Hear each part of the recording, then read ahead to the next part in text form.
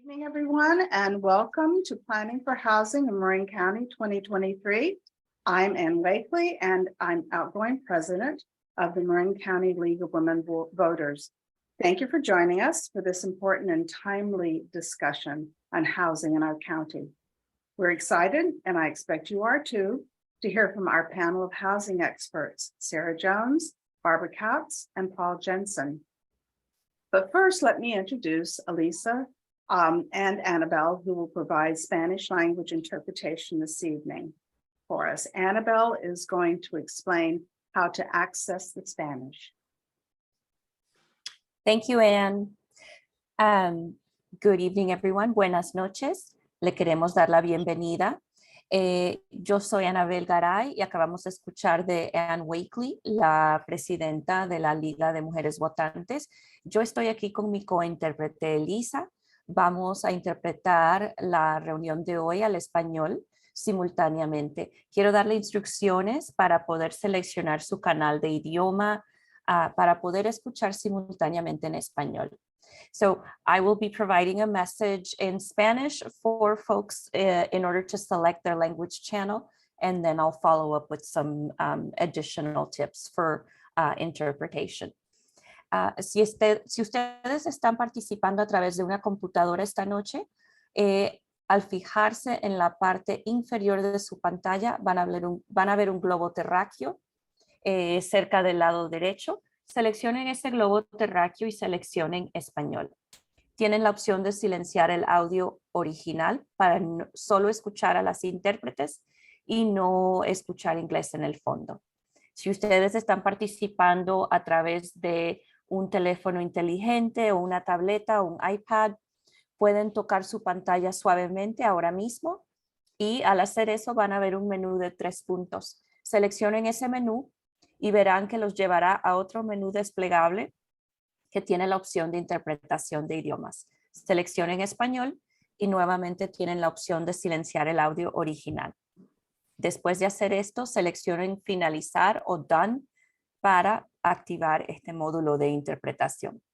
Si tienen algún problema, por favor háganos saber en el chat si necesitan ayuda para seleccionar el canal de interpretación. Y recuerden que las computadoras Chromebooks y las llamadas telefónicas al número de Zoom no ofrecen esta opción de interpretación. So thank you again. And for those of you joining us in English, you may select English if you wish to do so by going to the globe icon on the bottom right-hand side of your screen and selecting English. This won't interfere with the presentation or the audio. And you can do so as well on your phone or tablet by touching your screen lightly, going to the 3-dot menu at the bottom of your screen and selecting language interpretation and choosing English and then done. Thank you so much. And if anybody has any questions, please let us know in the chat. And remember to speak at a moderate pace. And I'll turn it back over to Anne. Thank you, Annabelle. Just want to let you know this webinar is being recorded and will be available on our YouTube channel in a few days. And everyone who registered for this webinar will receive an email with the links to the recordings in English and in Spanish. And now it is my pleasure to hand the program over to Kevin Haggerty, who will introduce Paul Jensen, who is our moderator this evening. Kevin is chair of the League's Transportation, Land Use, and Housing Committee, and he is also our president-elect. So take it away, Kevin. Thank you, Anne. It's my pleasure tonight to introduce our moderator, Paul Jensen. Paul Jensen is the currently retired Community Development Department Director with the City of San Rafael. He worked for the city of San Rafael for over 13 years, and before that worked as planner for the city for 8 years. In the intervening 20 years, Paul has a planning consulting business specializing in large development project management, environmental review, policy writing for barrier cities, During this time, Paul provided consultant services for about a dozen cities in Marin County, including San Rafael. Please welcome Paul Jensen. Thank you for the introduction, Kevin. I would like to thank the league representatives for scheduling this forum. As Ann Wakely mentioned, the topic, which is planning for housing in Marin, is timely, and I'm so appreciative and honored to have the opportunity to participate this evening. What I'd like to do is I'd like to start with explaining the format and structure of this forum. Following my introductory comments, we will have a presentation from our two guest speakers. Each will speak for 15 minutes. Following their individual presentations, we have set aside about 20 to 25 minutes for a panel discussion among the two speakers, responding to a list of pre-prepared questions. And these cover key issues that have been raised on the topic of housing. We've also scheduled, following that discussion, about 20 to 25 minutes for questions and answers, which is your opportunity to participate. And during this part of the forum, if you have a question, we ask that you use the chat feature on Zoom to post your questions, and then we will field those questions for response. And we are looking to wrap this up by 8:30 p.m. So moving on, I just want to cover the purpose of this forum this evening. Simply stated, the purpose is to educate and provide clarification on the relationship of housing and state housing laws with local planning, particularly with local general plans and other plans that are linked to a local general plan. And some context and background to start.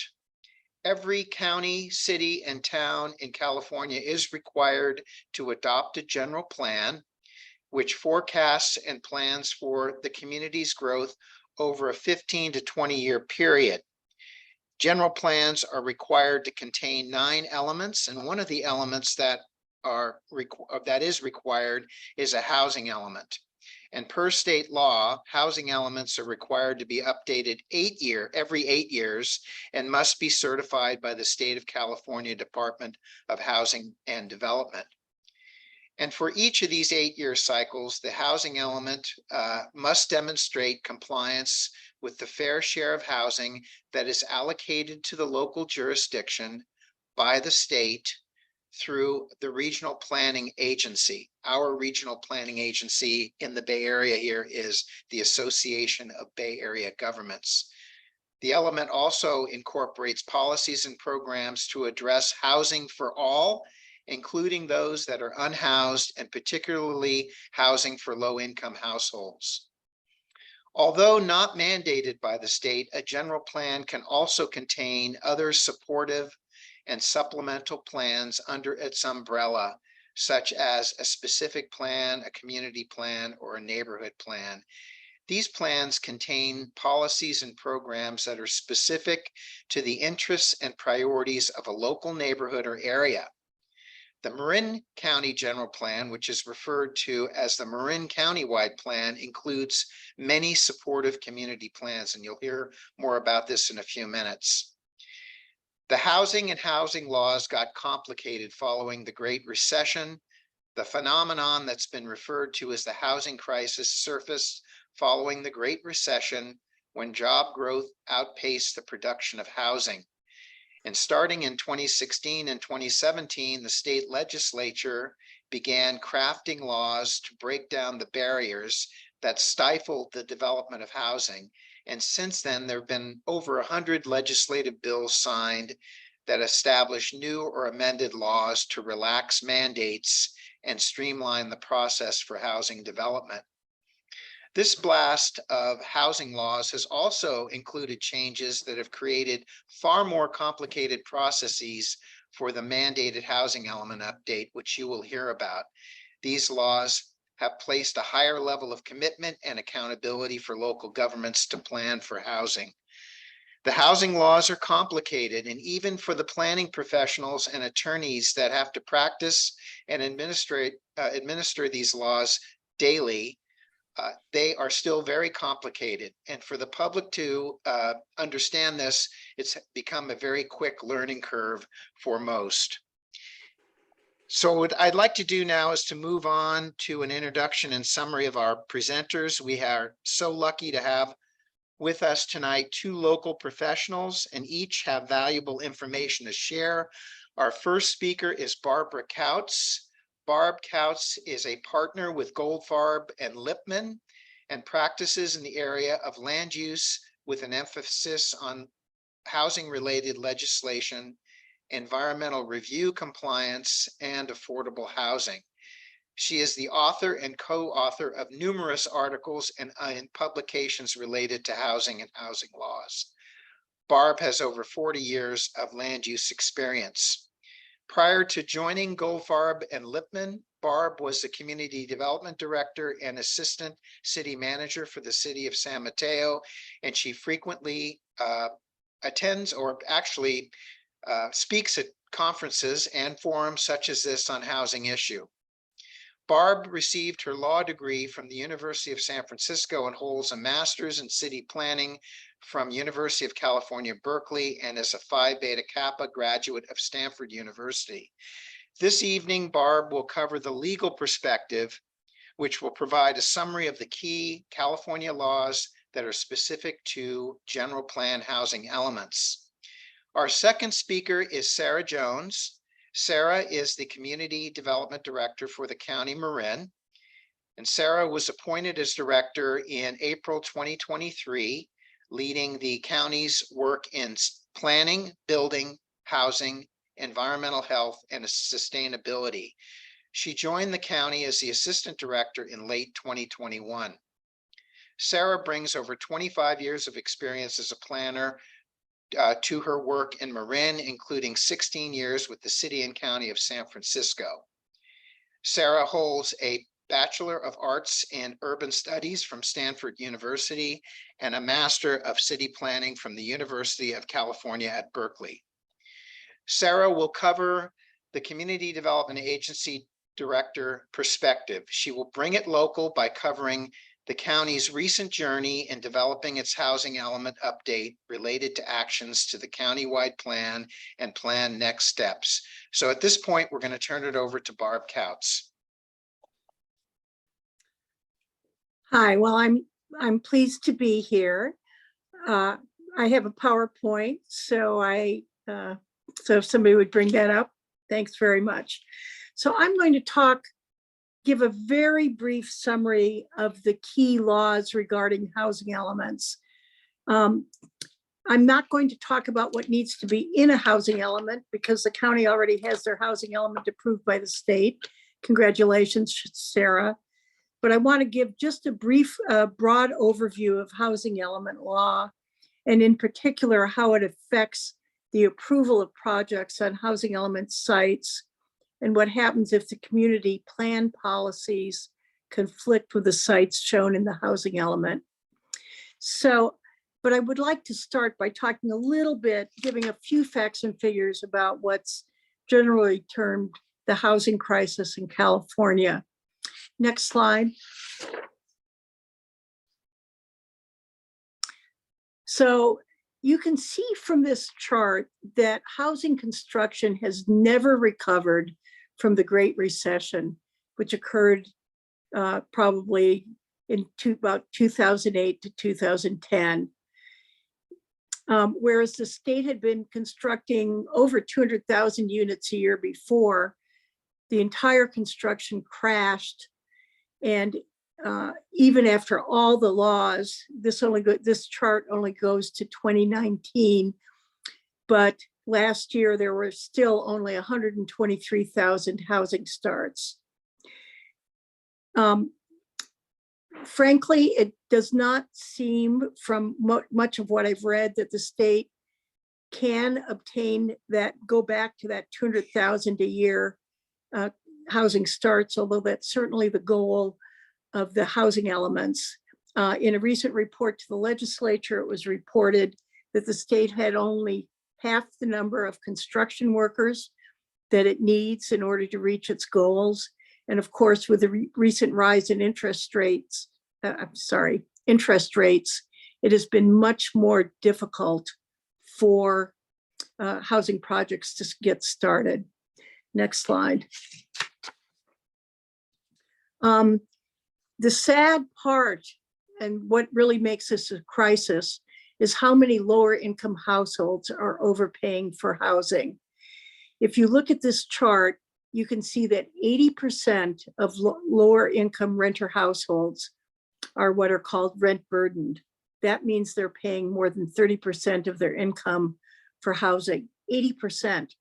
And almost half, 49.5%, are severely rent burdened, which means that they are paying more than half of their income for housing. And if you look at extremely low income people, 3/4 are paying more than half of their income for housing. So you can see that there is a huge problem for lower income people. And in lower income in Marin County, for a single person, is somebody making under about $104,000 a year. So we're not really talking about poor people. We're talking about people who, in most parts of the country, would be middle class. But in California, they're paying an enormous portion of their income for housing. Next slide. And one of the issues here is that this is really a reflection of rising inequality. This shows wage growth in higher wage industries versus lower wage industries since 1990. And you can see from this that there has been a growing gap between the wages in the lower wage industries and the higher wage industries. And of course, one of the reasons California has a housing crisis is people just can't afford what it costs to build housing. They can't afford to pay for what it costs to build the housing. Next slide. So as a consequence, the state has been focused on two big goals. One is to get more housing constructed. And so just as an example, the overall goal for the number of housing units to be constructed in the 9-county Bay Area region, ABEG stands for Association of Bay Area Governments, that increased from about 188,000 units in the last 8-year period to over 400,000 units in this 8-year period. And in Marin County, the number of units that the county as a whole needed to plan for increased from about 2,300 units to over 14,000 units. It increased by 6.5 times. Next slide. The state's other goal, which I'm only going to briefly talk about because a lot of laws have been passed to implement this goal, is to make it much harder for cities and counties to deny housing projects. You can see here that what this legislature has intended to do is, quote, meaningfully and effectively curb the capability of local governments to deny, reduce the density of, or render infeasible housing development projects. Next slide. So I'll talk a little bit here now about the key housing element laws. So in unincorporated Marin County, the number of units that needed to be accommodated in the housing element increased 20 times, from 185 units in the last housing element to over 3,500 units in this housing element, requiring a major change in the county's planning and zoning in the unincorporated area. So to comply with the state law, the county found that looking at all the zoned housing areas in the county, it could only accommodate somewhat over 700 units. And so as part of the housing element adoption, it has rezoned sites to allow over 3,200 more units. Even though that sounds like a lot, it's only 10% over the required 3,500 units.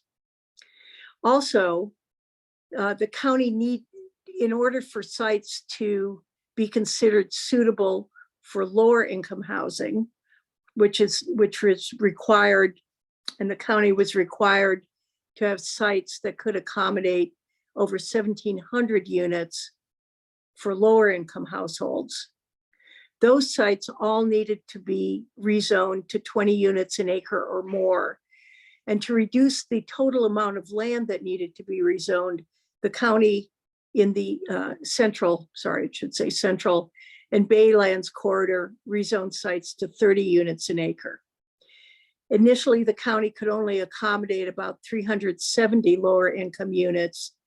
And so it's rezoned sites to allow 1,600 more units, again, for a total of over 2,000, but again, not very many more than the 1,700 units that the county's required to accommodate.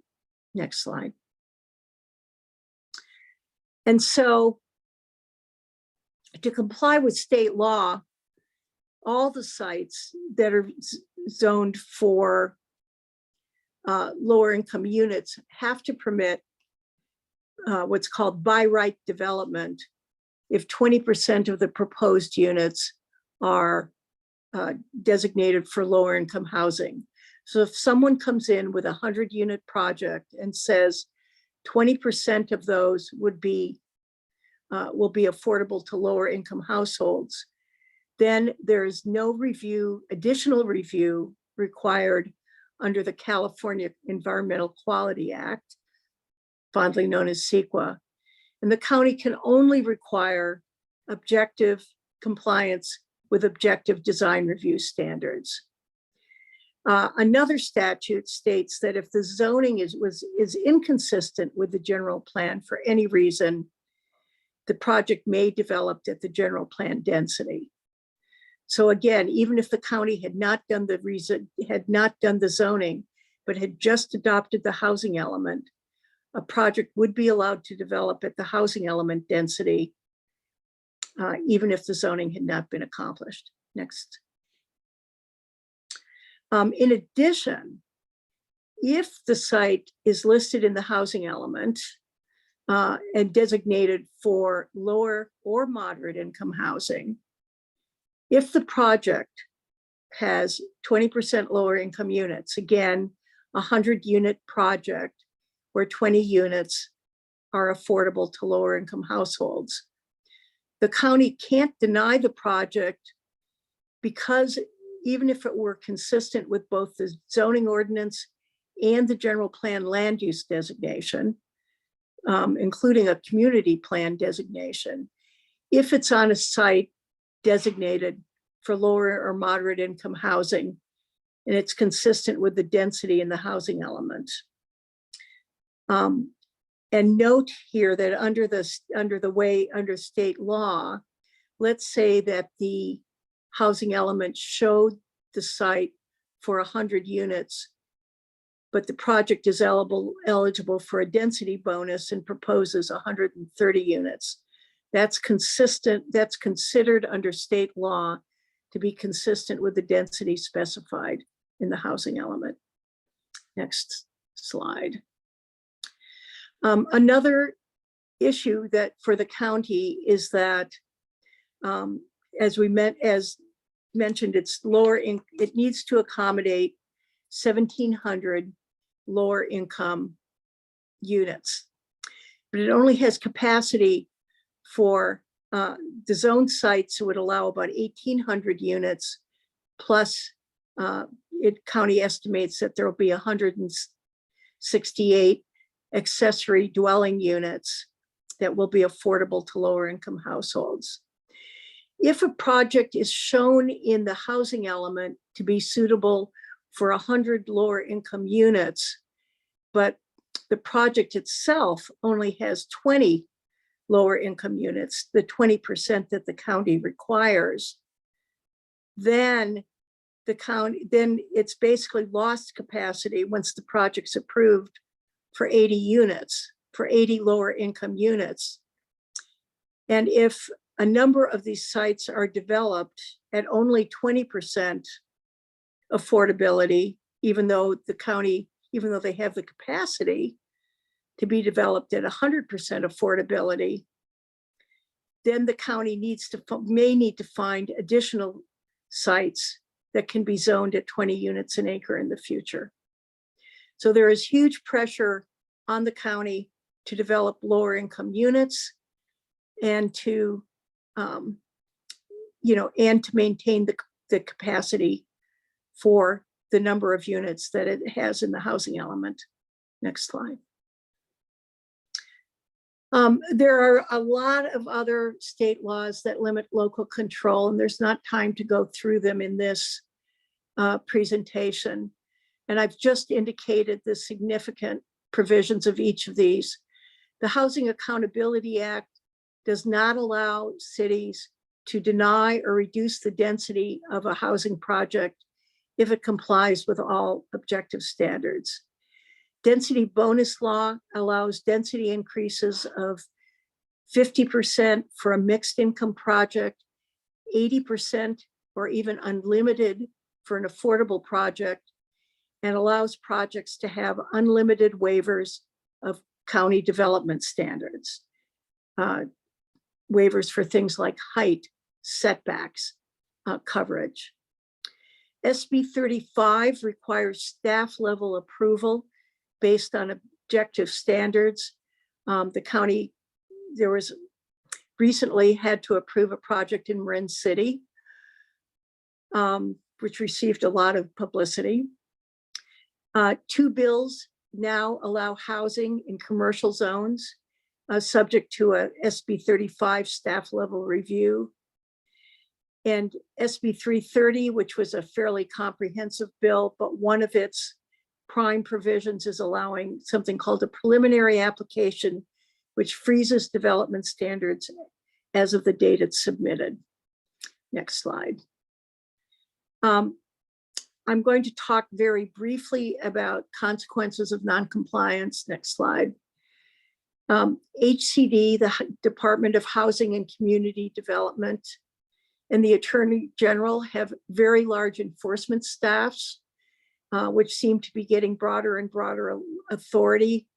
They often issue notices of violation if they're unhappy with what cities do. And the Attorney General can act independently and has acted independently of HCD to sue cities. Next slide.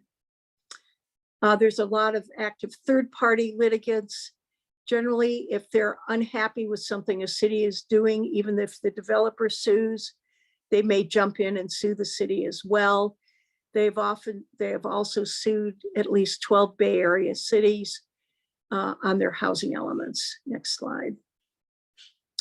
And in the housing cases in general, the courts have been very pro-housing, upholding the housing approvals. And the county risks by not complying with these, and so do all the cities in the county. Very large attorney's fee exposure, very high defense costs, and possible damages. Litigants often make a takings claim. So with that, I'll be happy to answer questions in the future. That's the end of my presentation. Thank you. Thank you, Barb. By the way, if anyone has any questions about Barb's presentation, feel free to put them in the chat box and we will review them during the question and answer phase. Now we're going to move on to Sarah Jones. Hi, Sarah. Hi, Paul.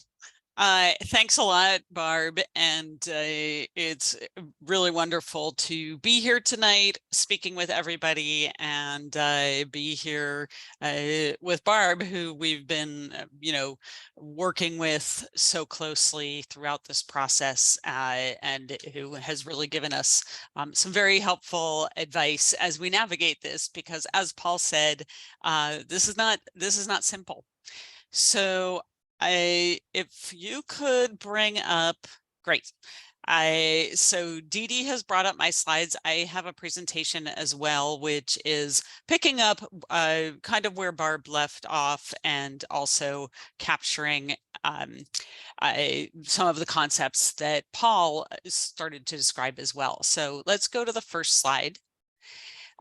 This one covers what are the components of a housing element, and Barb talked about this a little bit, and I have to say I did get a little bit excited and put our great news on right on this slide right up front, that the State Department of Housing and Community Development has certified our housing element as of this past Monday. And what that means is that they have reviewed our housing element that contains all of these required pieces that are listed here on this slide, and affirmed and confirmed that they are meeting all of the guidelines and all of the requirements that they have. And I put this slide up. I lifted this list directly from the table of contents of our housing element, but I think it's really useful to remind people of what the full breadth of a housing element needs to be. During our process in Marin County, and I think everywhere really, a big focus of the effort that people dove into was identifying the sites that were going to be our housing inventory, and ultimately that many of which were upzoned as part of this process. But as far as Housing and Community Development, or HCD, sees it, all of the parts of the housing element are equally important and particular requirements. And so we put focus into all of those efforts. And actually, you may know that when we first submitted our housing element to HCD after it was approved by the Board of Supervisors, they did not certify it. They said it needed a little bit more work. It wasn't about the housing sites. It wasn't about the aspects of the housing element that got the most focus. It was really about some pieces of our programs on housing, specifically about affirmatively furthering fair housing, or AFFH, which is a very awkward acronym, but it was specifically about wanting more information and more specific goals on that piece of it. And I think if I could kind of summarize Barbara's descriptions of what HCD is looking for and what all of the state laws are kind of driving towards around housing, that are really reflected in these housing element requirements. You know, as I see it, and this is my take on it from my experience over the years, that what we are being asked to do as local jurisdictions is to become something that we haven't been before. It's to become housing enablers, and that the state really collectively sees enabling housing as the purpose of the housing element process. And this is something of a shift from the past, and it's not something that most municipalities have really done historically. We have regulated housing, we have managed housing, but our charge from the state has not been to enable housing. You know, that's really something that would only have come from a local policymaker. But now, as we've moved into this cycle of the housing element, it really, the message is we're looking for cities and counties to enable and proactively advance housing. So could we go to the next slide? Sorry. So our next topic is something that Paul described a little bit. I won't get back into it, but it's about setting the stage of what our countywide plan is. And the countywide plan, that's what we call our general plan. I might use that term interchangeably, but we'll usually refer to it as the countywide plan. It's a little bit of a misnomer. Our countywide plan isn't really countywide in that it primarily deals with the area over which we have land use authority, which is the unincorporated area. Although in Marin County, with the number of jurisdictions that we have, the county often does play a role of holding that full countywide perspective. So in many ways, our plan does touch on issues that are truly countywide in nature. The countywide plan that we operate from and is very much something that is a day-to-day use document for us was comprehensively updated in 2007. It is the long-range plan for our conservation and growth in community development in unincorporated Marin County, but it is also the plan that we look to, in a very immediate way. And it has a very strong value system, value foundation that remains today and that I don't see changing, really in its fundamentals in any foreseeable way ever, which is these 4 environmental corridors: the coastal, the inland rural, the city-centered corridor, and the Baylands corridor that characterize different approaches kind of broadly within each corridor to the various characteristics of preservation and development. Very distinct character in each corridor, really focused on preserving open space and focusing on those connected issues of equity, environment, and economy. Next slide, please. So there's then the piece that that Paul gave a nice description of, which is the community plans and the idea of community plans. And as I started thinking about our community plans, and I've really spent a lot of time with these plans during the time that I've been at this county, reading them and looking at all of them. And this slide is probably really, really hard to read. And the point of it is a few things. One is, first of all, there's a lot of community plans.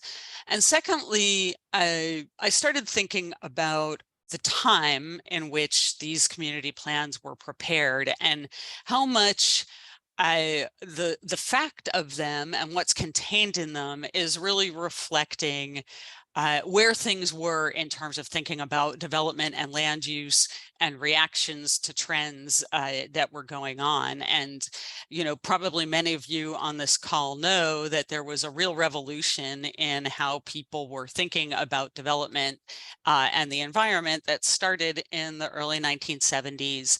And Marin County really was a leader around that. And these community plans really sort of picked up on that trend and that idea. And so our efforts around community plans were really in their heyday in the late 70s and then throughout the 80s and the 90s. And there was focus and work with individual communities on those plans that was very responsive to the pressures and the concerns that were immediate at that time.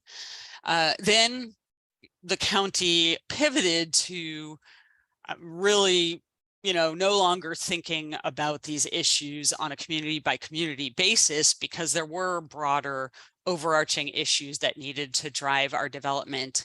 And that really got pulled together and articulated in that countywide thinking through the 2007 update to the countywide plan, which was a behemoth of an effort, which I think many of you on this call were, participating in perhaps quite actively. And then, so the community plan work kind of was pivoted away from at that point. And then, we had this situation where we had this sort of big, visionary, strong countywide plan, and also these very critical, important community plans. And so there was some work that happened in the 2010s at CDA, at the Community Development Agency, to really try to integrate the idea of what was in the community plans and what was in the countywide plan.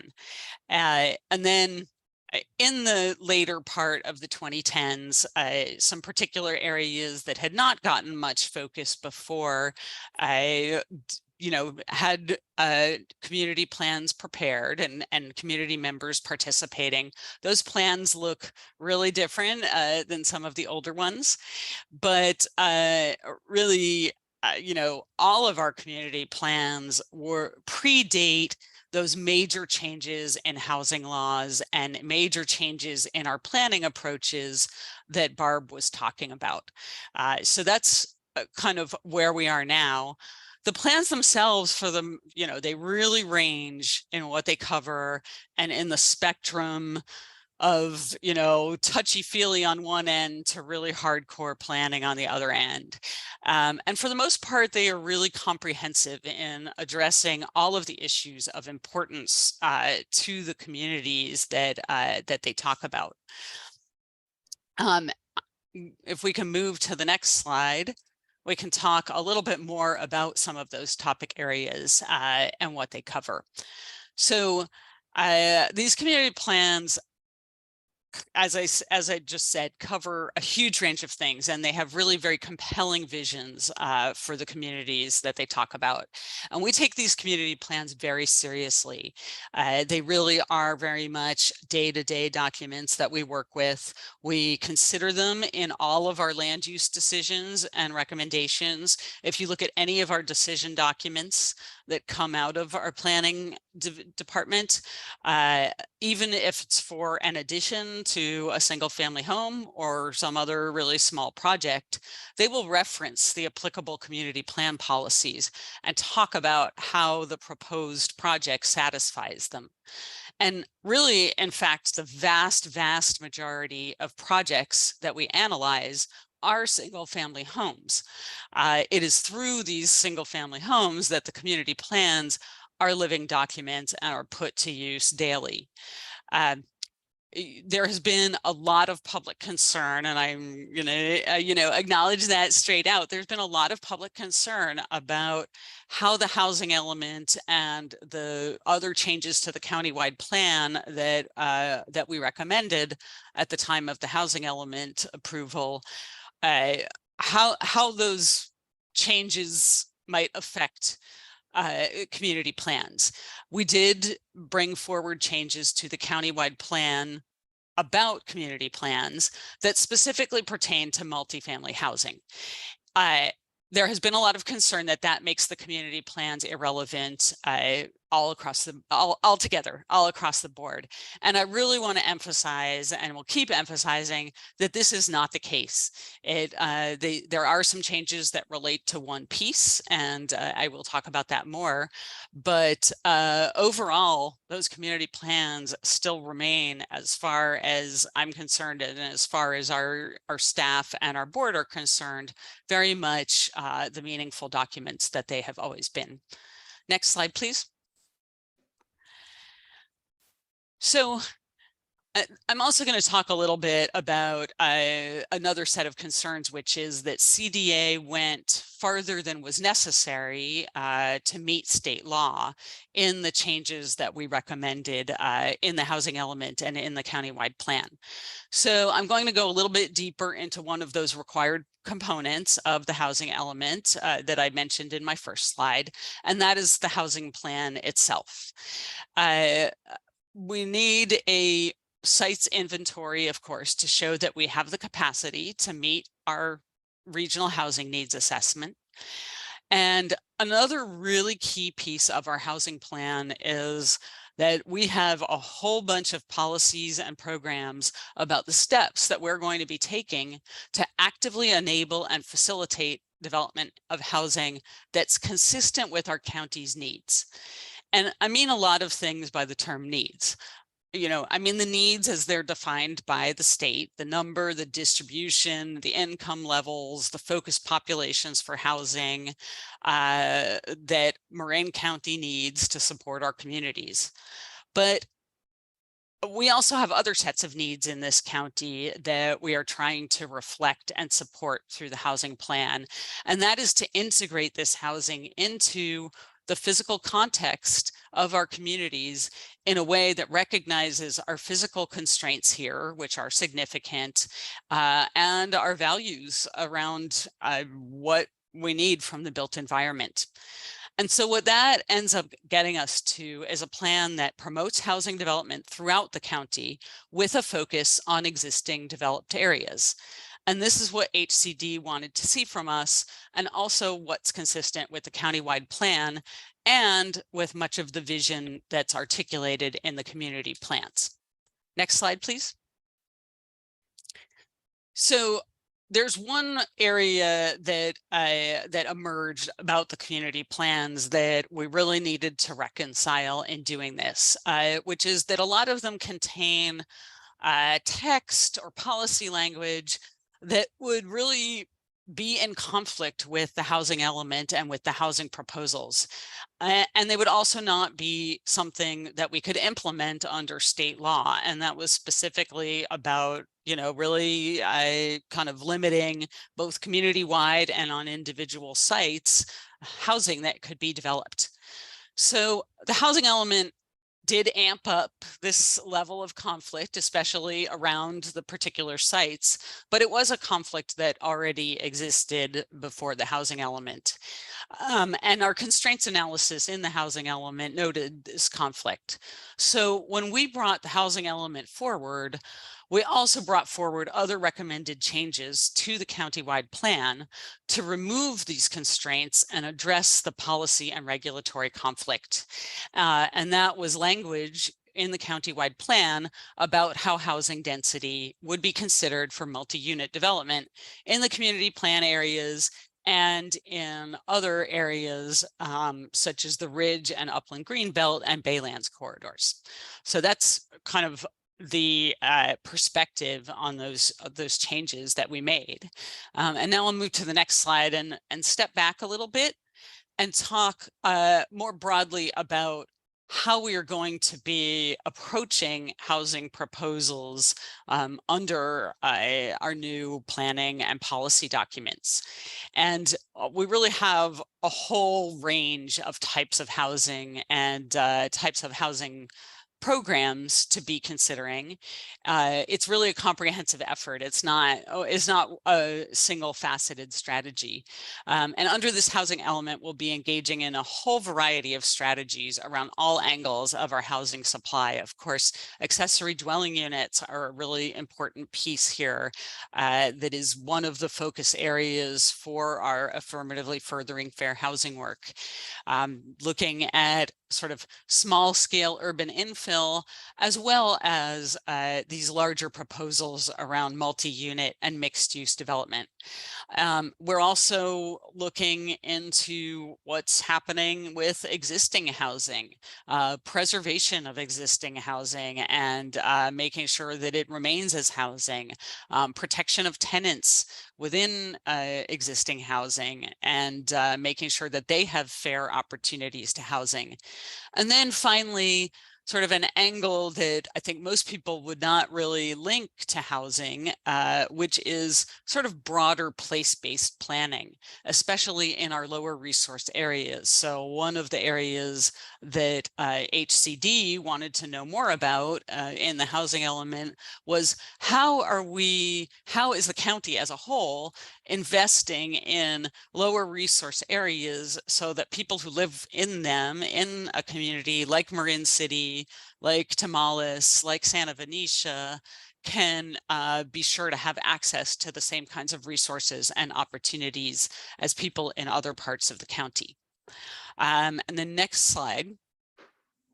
I'll now go back and drill down a little bit to the work that we're going to be doing around review of proposed new housing. We have, through the housing element, established what's called ministerial review on inventory sites. That is a wonky term that essentially means we evaluate proposals based on compliance with our established codes and standards, but are not approaching them as a discretionary decision where you say, well, you know, the project might meet the standards, but we still don't, but we still have issues and want to see some changes to it. So we are going to be looking at a lot more housing with this ministerial approach, compliance with what's called a form-based code, which is setting out those objective standards for site design and environmental performance.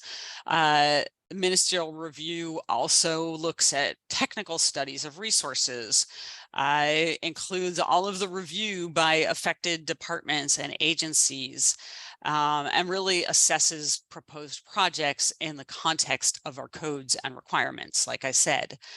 In that process, one thing that we really are considering is what are the strategies that we can put in place to, first of all, make sure that people are aware of proposed projects, but also make sure that we are hearing what we need to know from communities about what might be going on with a site, or what the conditions are, or what the context is, so that we can accurately assess if a project has what it needs to meet our requirements. So that's going to be a really important part of this process. There is, you know, another piece of reviewing proposed new housing, which is going back to that issue of the countywide plan and community plans. And, you know, we articulated the language that we did about looking to the housing element in reviewing housing projects, because we wanted to make it clear that we are going to be looking at that compliance with state law. We wanted to be transparent about that and not have confusion. And we wanted to remove the barriers that community plans potentially create. So the next slide, please. What's next? I'm so happy about the certification. I said it twice in this presentation. We are certified, and so now we are in this post-certification phase. We need to make some pretty big early steps that we need to take. Are some changes to our development code, which is what we call our zoning ordinance. Changes to that to better support housing for special populations. And align with state laws. Also changes in parking standards, again, to align with state laws. That's a different part of the code, but these are programs 8 and 9 in the housing element. A real biggie that we need to do is now bring forward to the Coastal Commission amendments to the local coastal plan, so that we're reflecting the housing element in that planning document. And then, you know, a lot of other programs really focusing a lot, for example, on supporting people wanting to put in ADUs. And then we will be initiating a community plan revision for Marin City. And then finally continuing with key projects. Coast Guard, which is what's shown in the photo here, the Seminary project, some of the major projects that we've been working on for a long time. Oak Hill, which is the project in Larkspur near San Quentin. So all of those efforts. And so my final slide, I want to go back to a little bit of where I started and talking about the values foundation that we have. This is the cover of our countywide plan, obviously, and I've always thought it intriguing that it has this photo in particular, which is awesome and gorgeous from the pre-drone days, but also it's showing, of course, the vicinity of Marin which was the proposed community up there in what became, you know, up there in the headlands. And really pushing back on that was a critical moment for planning in Marin that, you know, was about that one project, but also really established this framework and this value foundation of open space resource protection. There's another side to that coin of open space resource protection, which is compact development. And in this housing element, that is the overall vision and framework that we have striven to retain. And bringing that framework into this new housing element scenario and into this new world of housing element requirements, it will mean potential change on community levels, but it is bringing forward also, we feel, a consistent purpose on our county-wide level. And that's the end. We can go to my closing slide, which is just a photo that I like of our Civic Center. And I'm happy to move into the next part of our presentation. Oh, great, Sarah. Thank you very much. That was a very comprehensive overview. In fact, you did a good job in responding to some of the pre-prepared questions that we had. We're a little behind in our time here. So what I've been doing is I've been fielding some of the questions that have been posted in the chat box.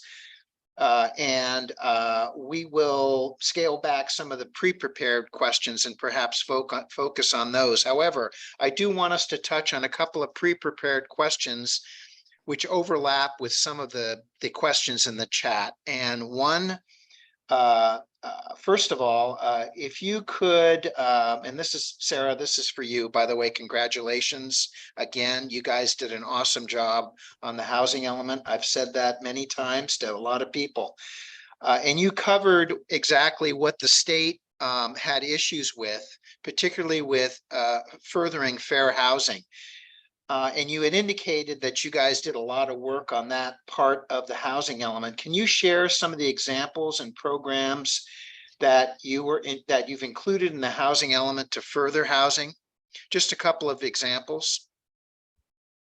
Sure. So the programs that we put in that are really specifically around the concept of affirmatively furthering fair housing cover sort of the two main areas of this. The whole idea of the furthering fair housing notion is that you are increasing the opportunities for people to live in communities that have a lot of resources, a lot of, good schools, services, jobs, commercial opportunities, that you can get what you need there. And so some of the things that we did on that front were both, kind of shaping our programs around accessory dwelling units to help make sure that they can be developed in some of our higher resource neighborhoods, that they're not just making it easier in some parts of the county, but not in others, like in, more commercial areas. And then also, a lot of focus on some of the issues of fair housing, specifically around making sure that people are aware of and cognizant of, and landlords are aware of and cognizant of fair housing laws and requirements, and making sure that people aren't being barred from housing units on the basis of race or any other, any other characteristic. The other side of affirmatively furthering fair housing has to do with lifting up lower resource communities. And that's the part that's really not specifically about housing itself. It's more about taking these places where people live and helping make them stronger, safer, healthier, giving the people who live there better access to services. And so that's something that really includes the entirety of the county. And so we, kind of memorialized within the housing element and made that link to support the investments that the Department of Public Works is making, that Parks is making, that libraries are making. And in that way, by putting them in the housing element like this, it's going to help us as we position ourselves in our community planning efforts and in our efforts to seek funding for projects that we have made this link with this very important state goal. Great, thank you. Another question that's come up in the chat box that was also a pre-prepared question is to talk a little bit more about the county's by right and ministerial review process. that addresses both multiple family residential development under SB 35. And also in the chat box, I noticed several have brought up about lot splits in single family areas, multiple units in single family areas under SB 9. And by the way, for everyone that's involved here, by right and ministerial review are one and the same. And I know that the county has adopted some follow-up ordinances to basically establish that process. So if you can explain a little about that, and if there are any pipeline projects that you're aware of right now that aside from the Drake Avenue project in Marin City. Yes, I think I'll let so I'll start with saying we don't have other projects on the horizon that we're aware of that would be by right under SB 35. We have received some applications for lot splits. I think just lot splits. I don't believe we've received applications for duplexes under SB 9. Those are both state laws that are applicable in specified areas. So there are big swaths of Marin County that are not where, a property owner cannot use one of those laws to get by right approval.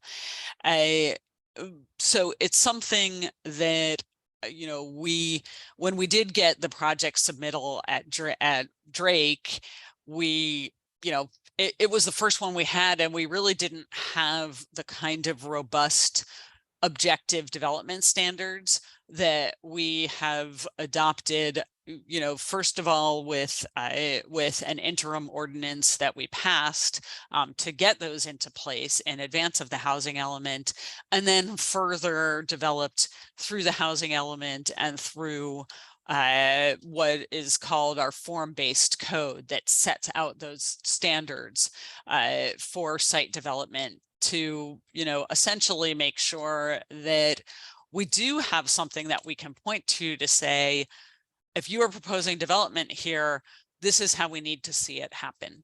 But, there are sort of two big differences when it comes to by right or ministerial review. One of them is that there's not further environmental review through the CEQA process.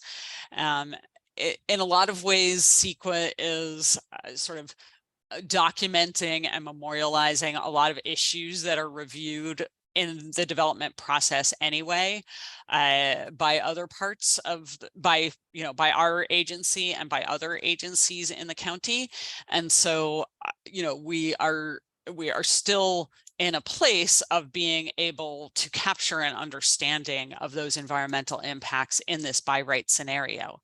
And then the other aspect of by right approval is that it doesn't get considered in a public hearing by a decision-making body, or even sort of taking public comment on it that shapes the decision about the project.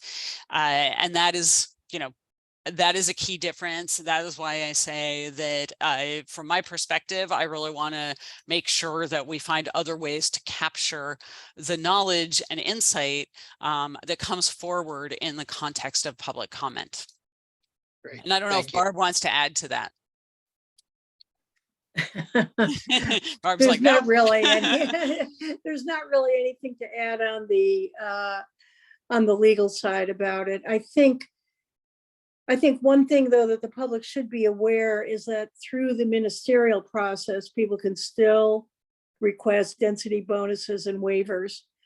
So the state law basically allows any, so despite the counties doing everything they can to have objective standards and stuff, there are developers who have enough affordable housing can ask for those standards to be waived, and only in rare instances can the county refuse to grant those.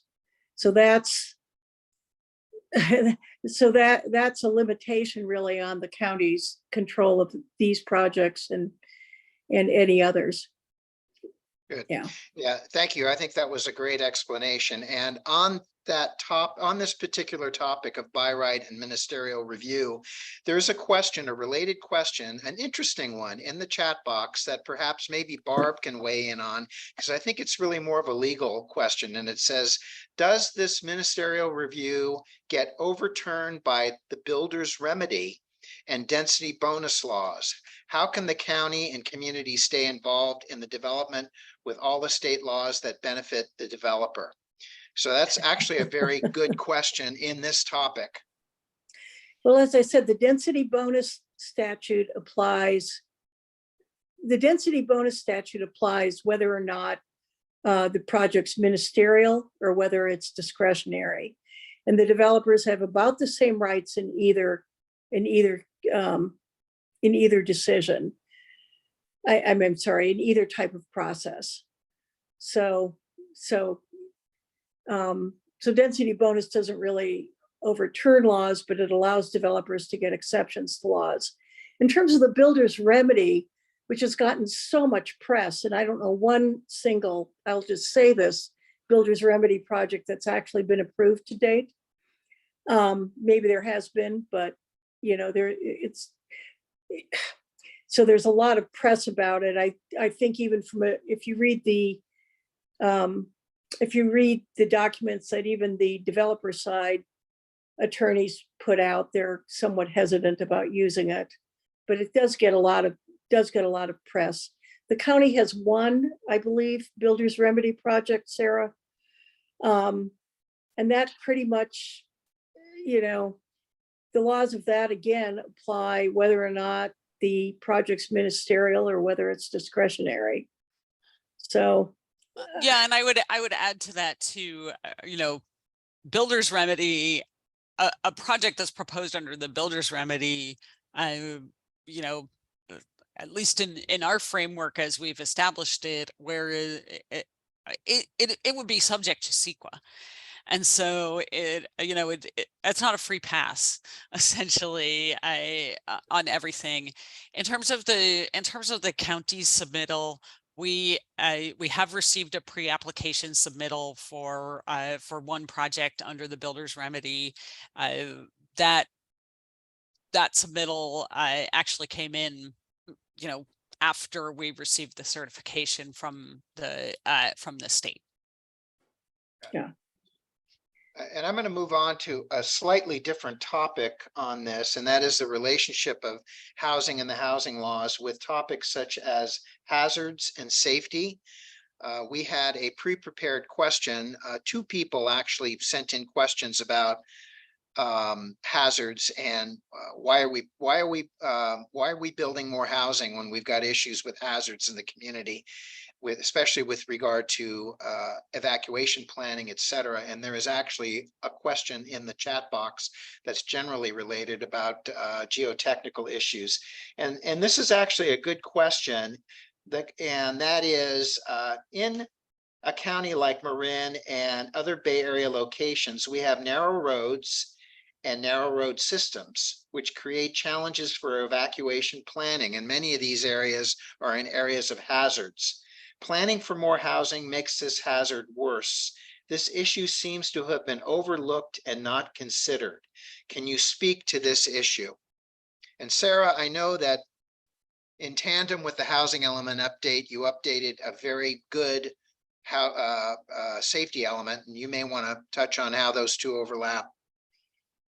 Yeah, for sure. So absolutely, this topic was not overlooked, and it wasn't even overlooked at the state level. In that another one of the many state laws is that safety elements need to be updated in coordination with the housing element. So it was, you know, in recognition of some of these you know, environmental circumstances, environmental hazards that exist in certain parts of the Bay Area and really throughout the state.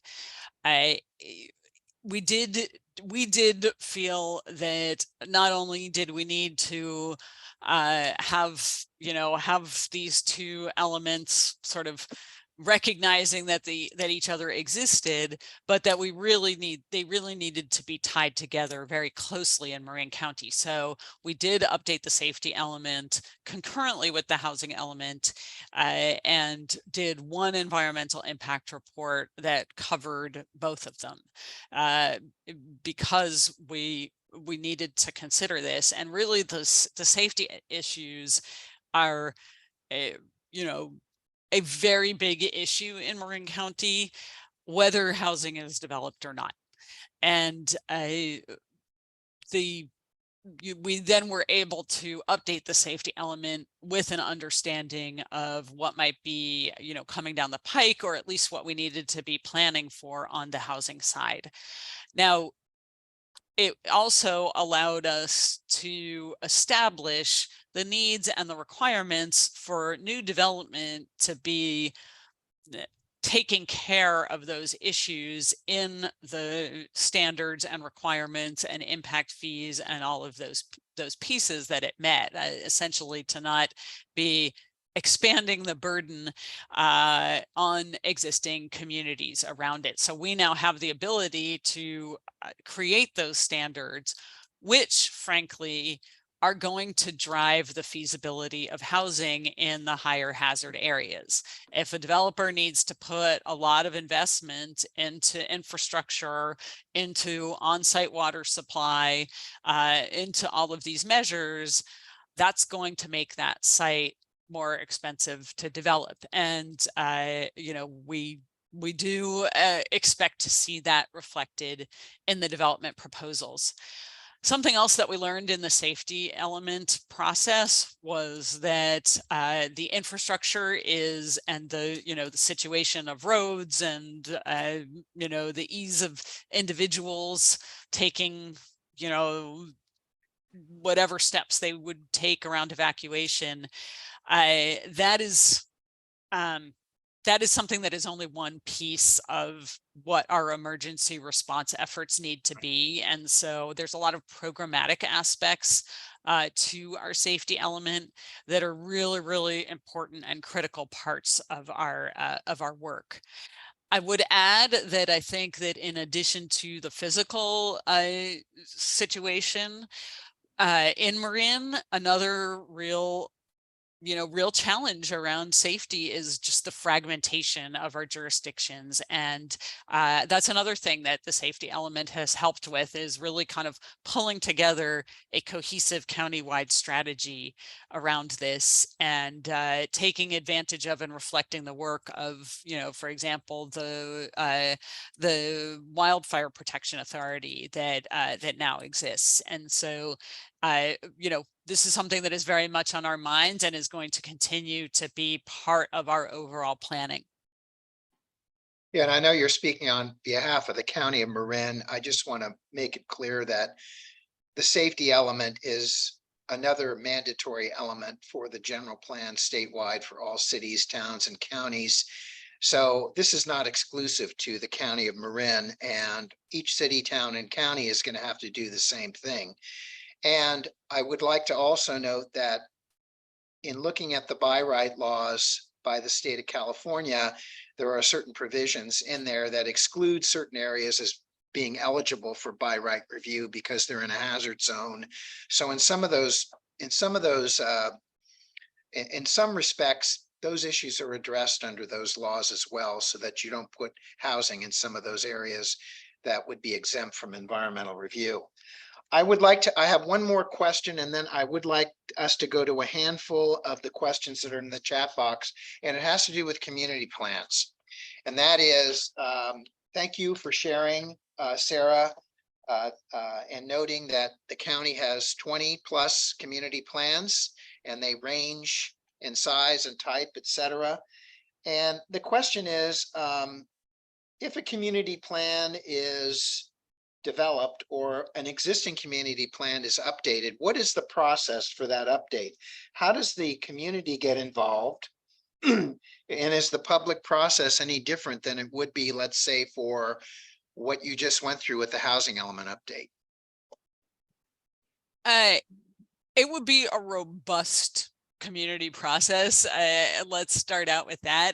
You know, there's not a formula to exactly what the community engagement would look like for any planning process, because it needs to be something that is shaped to and making sure that we are, you know, truly reflecting and amplifying the interests and needs of the community involved. We would be making a very broad outreach effort that, and the outreach would kind of be a big piece, or not really outreach, engagement, and working directly with the community would be sort of the bulk of the planning process. And you know, I like to work with a community as sort of that's the core of the expertise really in a planning effort. We have adopted, and something that is a very key consideration for me in leading this agency, that we want to make sure that we are focusing on equity in our work, and that the plans that we produce are supporting more equitable, more just outcomes for disadvantaged communities and people who have not been able to have access in the past. And so that's one of the things that our outreach and engagement efforts would look like.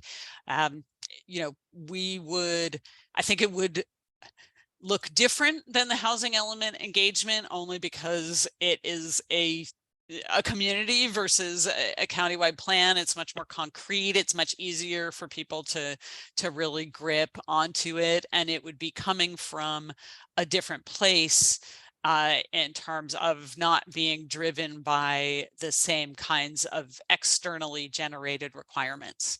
So, but it's something that, you know, once we start looking into community plans, we would really be opening up the whole consideration and wanting to hear the whole range of the community. Great. Okay. I'm going to go to the chat box now here, and there's some questions that are not covered by the topics and the questions we previously asked. The first is the Coastal Act and Coastal Zone an impediment to housing approvals? That's a loaded question. I'm glad I don't have to answer it. Yeah, right. So I think historically it has been, and you know, the Coastal Act really emerged in part to make sure that, you know, that the coast was being retained for everybody to access and to enjoy, and you know, and also to protect the natural environment there. And you know, the Coastal Commission has historically not been very open to housing. And there are also, you know, in Marin, real environmental constraints on the coast. So, you know, it's, I think, yet to be seen how the Coastal Commission is going to work with our housing element. We've initiated discussions with them, but you know, they are part of the state government as well. And when California has taken the policy position that there is a housing crisis to deal with, that doesn't just involve the Department of Housing and Community Development. So you know, we've worked really hard to balance and have housing, as I like to put it, land softly wherever it goes. And you know, I hope that that is something that's apparent in our work with the Coastal Commission as well. Great. Okay. We have a question, a Senate Bill 9 question, which has to do with the allowances for either subdividing a single family lot or adding housing to a single family lot. And the question is, does that law mean single family zoning no longer exists? Good question. Also loaded. I would say yes. I mean, you know, that was the legislature's point.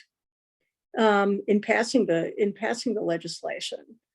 So yes, I mean, for a long time, any single family lot's been able to have an accessory dwelling unit or even two. But with SP9, any single family lot can be developed for 4 total units. Now, density bonus doesn't apply on that, so it is really a limitation to four units. There's various size limits. The units need to conform to all the zoning standards unless they're 800 square feet or less. So there's basically a function, some limitations. But it is correct that any single family lot in the state could be developed for up to 4 units. I would also say, though, that I don't think there've been very many applications in the unincorporated area, Sarah. It doesn't seem to have been used very heavily to date. No, it hasn't, and it's not. We're not expecting a major flood in the unincorporated area for sure. It's not a simple prospect to do this kind of thing. I think that's part of why we've seen a few lot splits, but we have not seen people trying to add a unit that is not something that would fall under our ADU Yeah. opportunities. Plus, there's a lot of conditions, restrictions, and prohibitions that are built into that law that, I mean, once you go through that checklist, it's probably very difficult to achieve an optimum condition to do this. So I do know that is it the Turner Institute at UC Berkeley? I can't remember.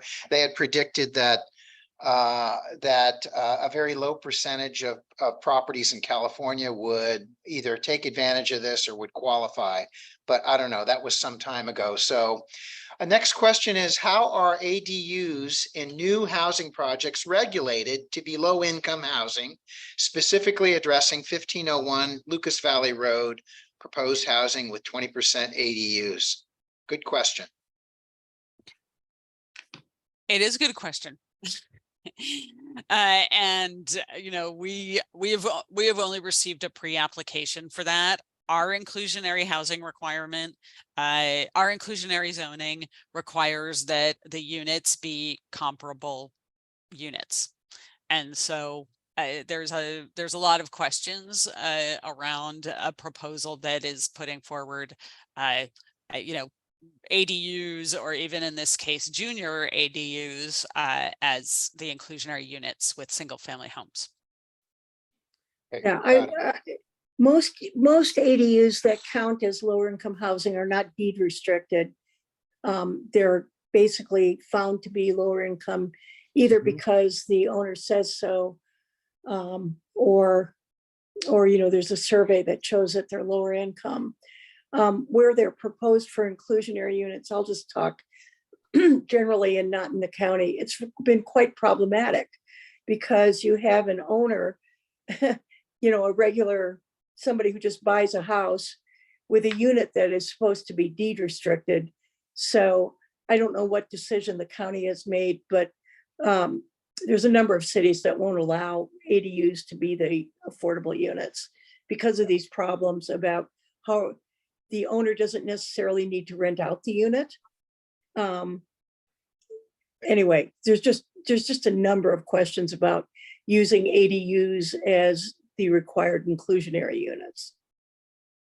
And Well, I'm not talking about the county in particular. No, Sarah, just our general experience with this.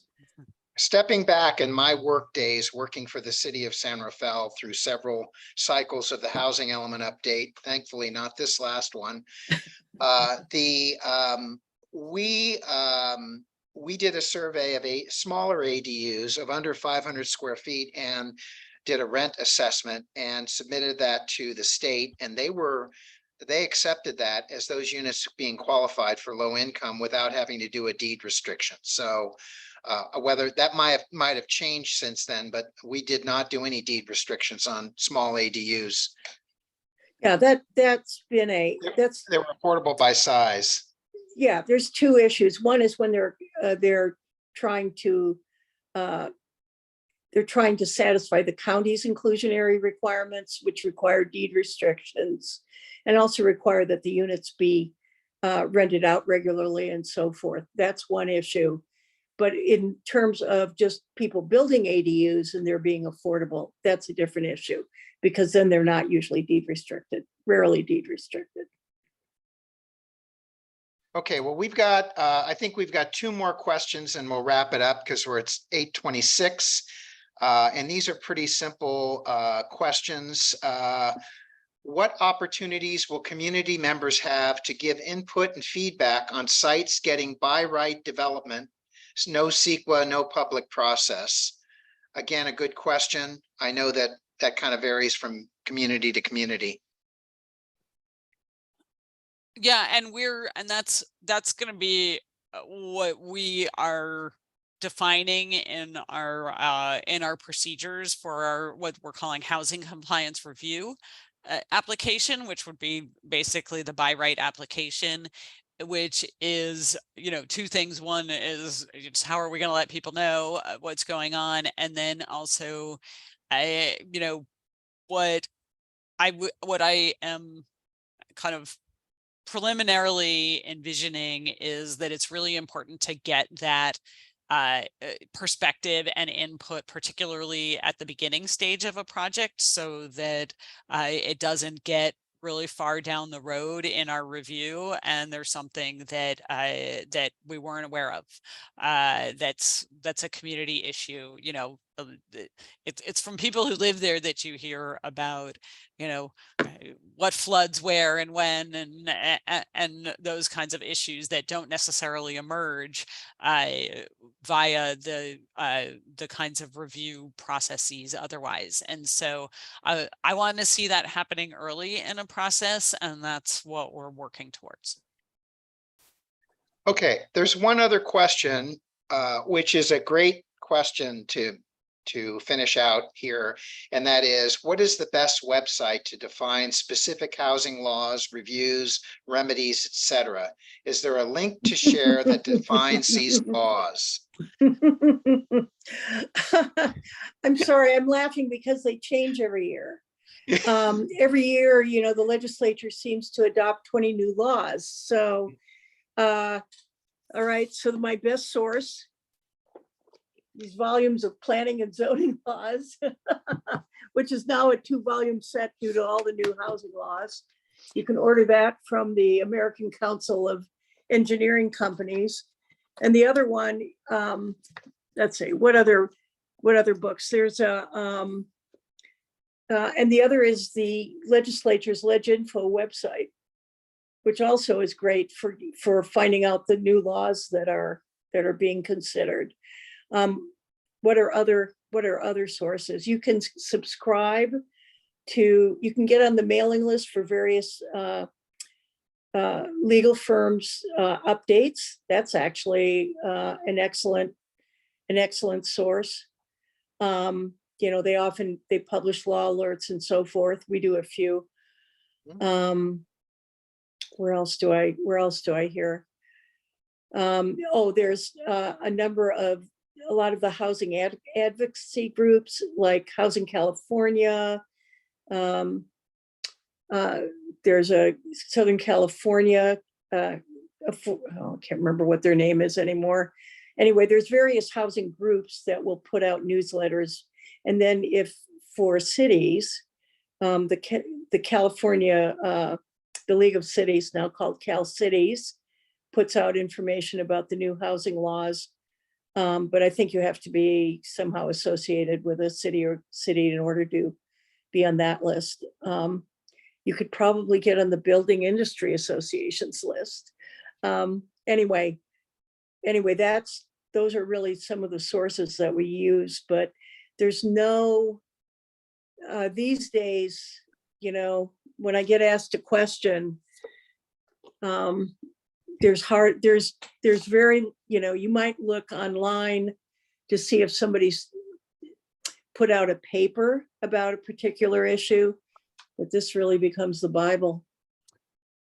And Yeah. the Housing and Community Development HCD Yeah. website has Exactly. Yes. has a bunch of information that Yeah, it's they're good too. trying to make it understandable.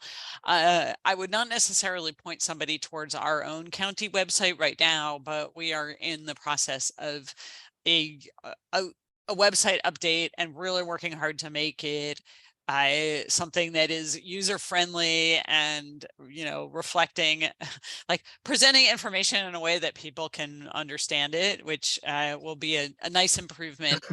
But I think if I could make a suggestion, I know that League of Women Voters is going to be sending out a follow-up email, and maybe we can brainstorm some links that that go into that email as well. Yeah, in fact, I'm happy to participate in that effort. I came across an awesome website that explained Senate Bill 9, and that was the question that was raised by the one person in the chat box about lot splits and adding multiple units on a single family lot. It's a terrific resource. So at this point, thank you, Barb. Thank you, Sarah, for your presentations. I'm going to turn it over back to Kevin. Thank you. Thank you, Paul. On behalf of the League of Women Voters of Marin, I want to first thank you, the audience, for choosing to spend some time with us this evening to learn about this important topic. And secondly, I wanted to thank our moderator, Paul Jensen, and our panelists, Barbara Kautz and Sarah Jones. As has previously been stated, these sessions are being recorded or have been recorded and will be available on the League's YouTube channel. Anyone who is registered for this event will receive an email with a link to that recording. And finally, if you enjoyed or found this forum informative, I would encourage you to share the recording link with others. Again, good night, and we look forward to the League looks forward to remaining in touch with you. Thank you.